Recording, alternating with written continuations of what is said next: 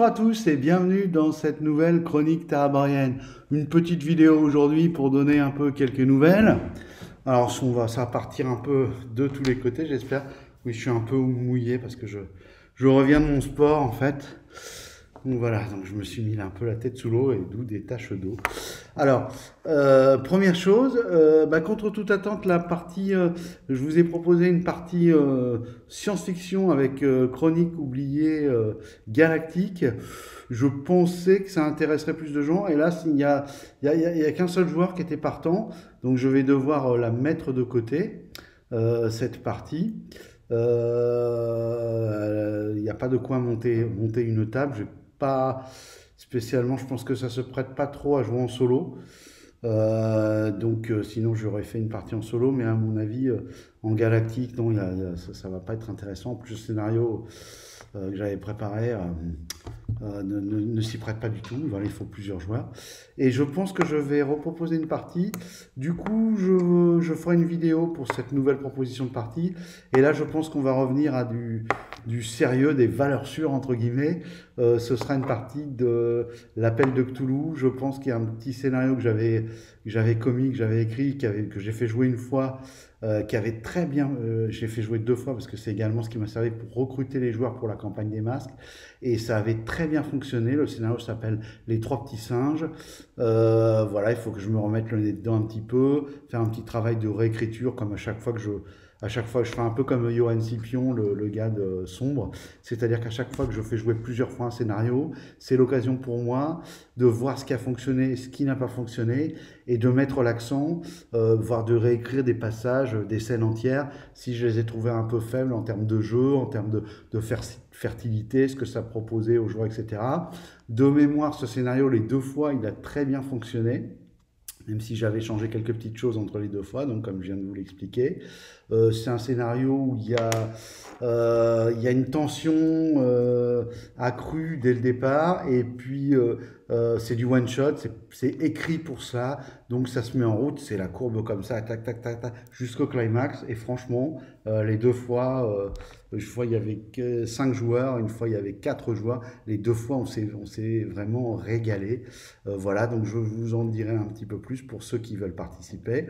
Vous connaissez le principe, si vous êtes intéressé pour participer à ces parties, auxquelles, je le rappelle, il y a une petite participation qui est demandée, vous m'envoyez un mail à chronique.étrange au pluriel, chroniques étranges avec un S au pluriel, @gmail.com, et du coup après vous rentrez dans la liste de diffusion et vous recevez les propositions de parties à chaque fois que j'en fais une.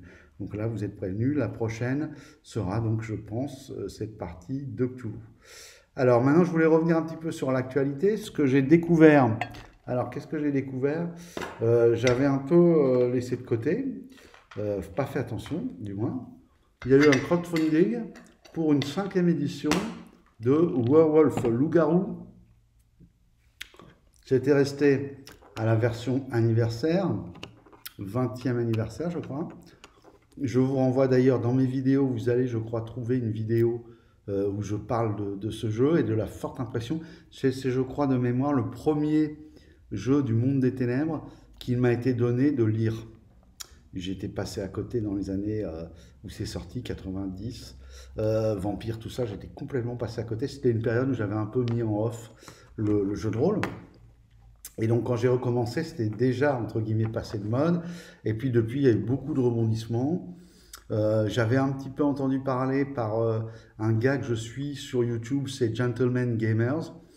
Voilà, qui du coup a racheté, maintenant il est à la tête de l'entreprise. Et là, pour la 5e édition, donc ils ont sorti les versions 20e anniversaire, c'est Onyx Pass, voilà, c'est la boîte qu'il a. Et là, maintenant, il y a un nouveau studio qui a repris Vampire, c'est Renegade Studio, des Américains.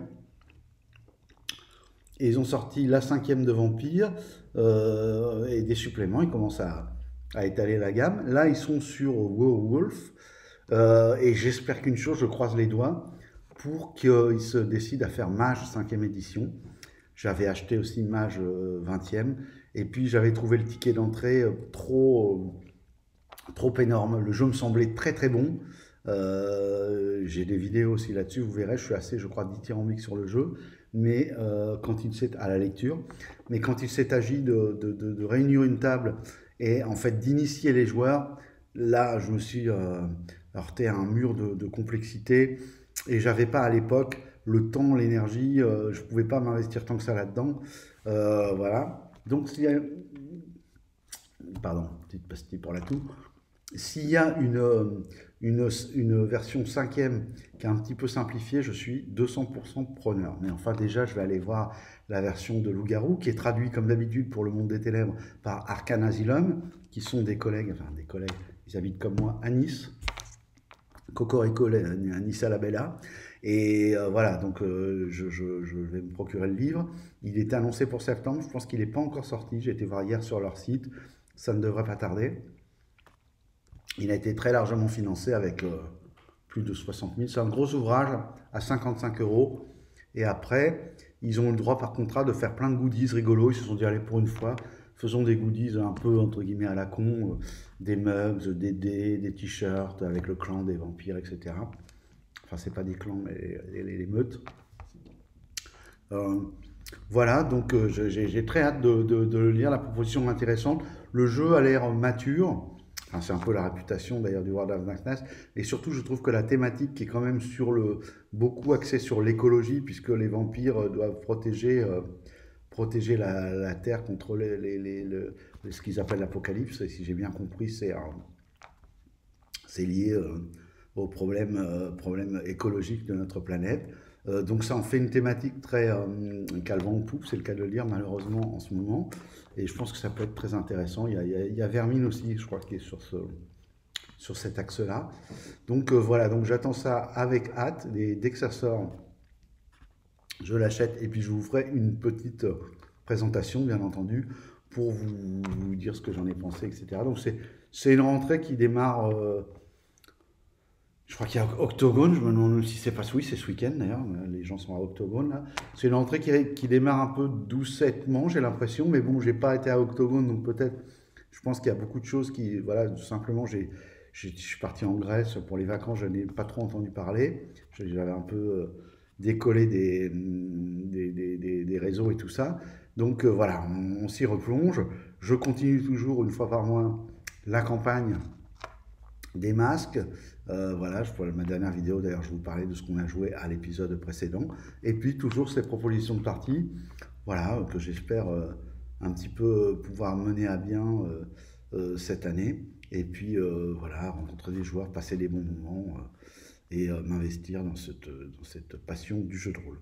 Voilà, sur ce, je vous dis à très bientôt. Au revoir et à la prochaine vidéo. Ciao!